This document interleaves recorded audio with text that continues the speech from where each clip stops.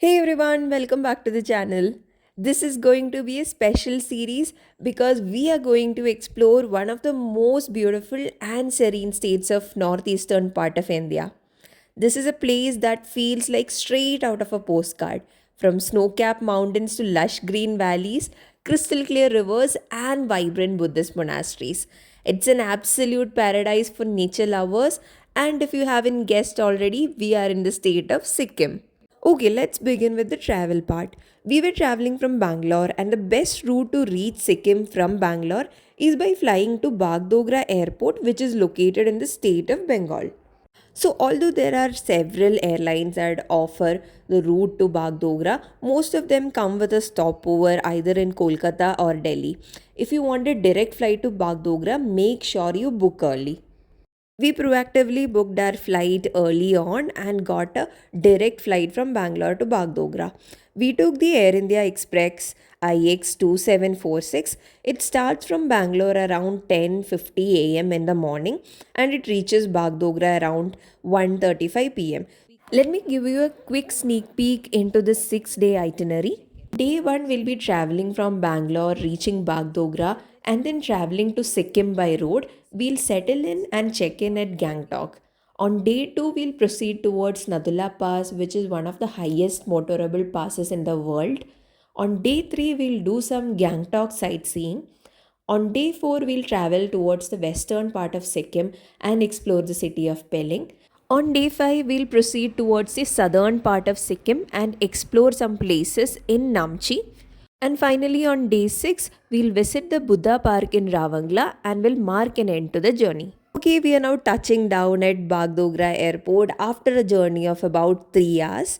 Bagdogra is located around 12 to 14 kilometers from Siliguri, and from there you can travel to Sikkim by road.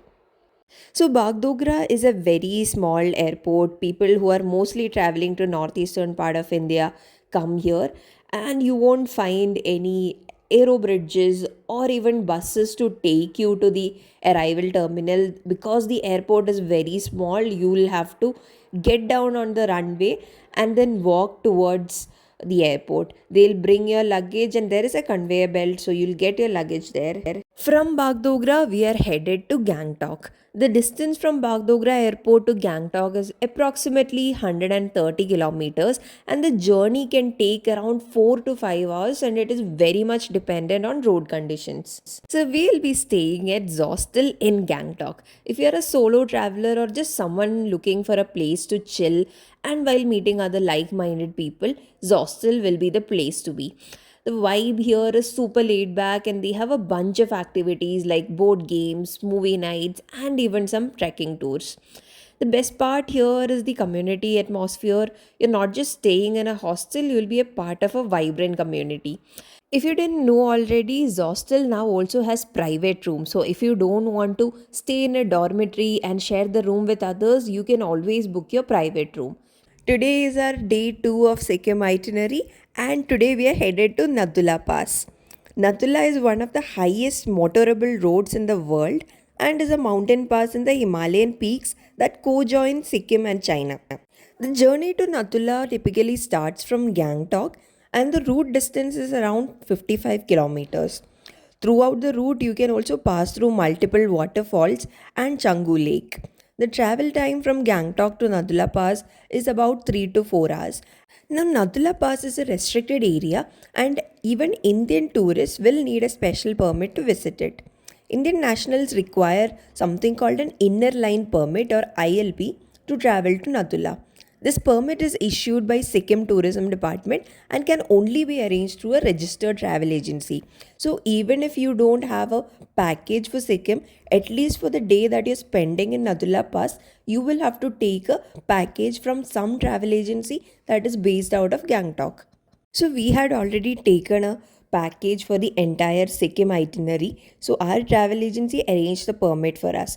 If you don't have a package, you can go around any travel agency in Sikkim. You'll mostly find them near the MG Marg areas. There will be multiple tour offices. You can go there and just take a 1 day package to visit Nadula Pass. If you're planning to travel to Nathula Pass, make sure you contact the travel agency at least 24 hours before your travel. 48 hours before the travel will actually give them time to prepare everything. We were a group of four traveling, and for us, it was a private tour in a Mahindra Xylo. It costed us rupees 5,000 for the day, and we did not have a guide in our package, so that is one reason our cost was actually down. Okay, now after 3 to 4 hours and multiple pit stops at beautiful waterfalls and beautiful lakes, we have finally made it to the peak of Nathula Pass. Given its proximity to the international border with China, there are stringent security measures in place. You should follow all instructions provided by the travel agency and security personnel.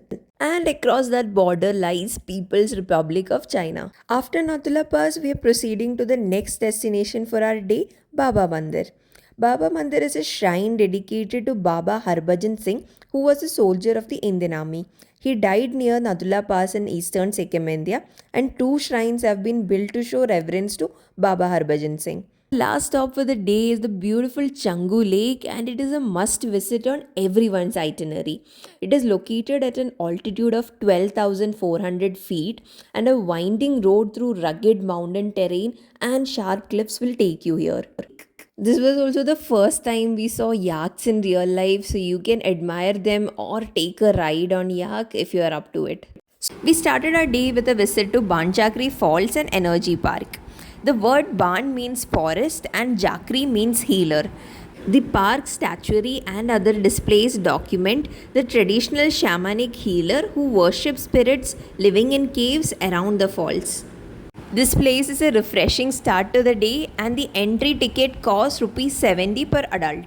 On the way to our next destination, which was Tashi Viewpoint, we saw yet another waterfall which was serene and cascades down the rock, forming a small pool down below. We took a quick pit stop here as it was located along the 31A National Highway connecting to North Sikkim. Next up is the Tashi Viewpoint. On normal days, it offers panoramic views of Himalayas, but this was a very foggy day and the views were disappointing. Next, we went to Ganesh Tok, which is a small temple with a viewpoint situated on top of a hill. It is a very quaint place and can offer views of Kanchenjunga. But again, today is a foggy day, so the view from here was also not that great. Sikkim is known for some of its most sacred and oldest monasteries, so our next stop had to be a monastery. This is the Enshe Monastery. It was established in the year 1840, meaning this place has been around for more than 150 years now. Our next stop was the Plant Conservatory in Gangtok. This place is a lovely collection of plants, especially Himalayan flowers, including rare orchids, rhododendrons, and foxgloves. MG Marg is the main pedestrian road located in the downtown Gangtok. It is one of the most prominent tourist spots in Gangtok and is a shopper's delight since all kind of things are available in the market. This is day 4 in Sikkim, and we are in the western part in a city called Pelling, known for its majestic Kanchenjunga views. Pelling is located about 150 kilometers from Gangtok, and some of the most prominent attractions in Pelling are the skywalk, which is also adorned by a big statue and temple nearby. Entry fee for Pelling Skywalk is 50 rupees per adult, and on a clear day you can see spectacular views of Mount Kanchenjunga. Another place we really enjoyed visiting is this river Orange Garden and the Rimbi waterfalls. This is only a few kilometers from the skywalk. It opens at 9 in the morning and closes at 4, and the entry fee is only INR 30 per adult. So this is basically an orange orchard. Because we ourselves have never seen an orange orchard, this place was quite fascinating for us. There are a lot of orange products here that you can try, and you can even eat fresh oranges. Something that we tried here was the orange wine, which was very different and something that we had never tried. A 250 milli bottle of orange wine can cost you about 100 rupees. You can grab some orange wine and then proceed towards Rimbi Falls. Rimbi Falls is also located within the orange orchard, and it is open till 4 in the evening. Rimbi Falls holds a prominent position among the famous waterfalls in Pelling, captivating visitors with its natural beauty. Cascading over the Rimbi River on the route to Ketchopalri Lake and Yuksam, Rimbi Waterfall showcases its spectacular charm during the summer months. A must visit place while you are in Pelling is the Pemayangse Monastery. It is around 300 years old and offers a reflection of the rich architecture and unwavering faith of Buddhist followers. Photography and videography were prohibited in the monastery, so we don't have any photos to show you. From the elevation, you can also see Rabdanse ruins. Rabdanse was the second capital of the former kingdom of Sikkim from 1617 to 1814. The capital city was destroyed by the invading Gurkha army, and now only the ruins of the palace and the Hortons are seen here now. The entry to this place is free, and the entry point is near Sitkong Tulku Bird Park, which will be our next destination. Sitkong Tulku Bird Park is one of the perfect destinations for nature lovers to witness and dwell in the beauty of wildlife. This bird park provides an affluent sanctuary to over 200 species of birds. That includes great treepees, green imperial pigeons, turtle doves, whiskered euhenas, and more. Visitors can also experience the thrills of close encounters with some of the rarest feathered species. The entry fee was rupees 100 per adult, and I felt it was worth it. Today we are in one of the least explored parts of Sikkim, the southern part of Sikkim. Every part of Sikkim has its unique charm, and the southern part is especially popular for its lush valleys, towering peaks, and spiritual serenity. So, today early morning, we checked out from Gangtok and proceeded towards Namchi district, which is the headquarters of southern Sikkim. And our first stop for the day was Temi Tea Estate. It is the one and only tea estate in the state of Sikkim. Temi Tea Estate is considered one of the best in India and the world, and it produces best quality tea for international markets. The tea estate is renowned for its organic tea production using only organic fertilizers, which contributes to the high quality of the tea. While you're here, don't forget to indulge in the delicious brew that is light, golden yellow, and of delicate flavor.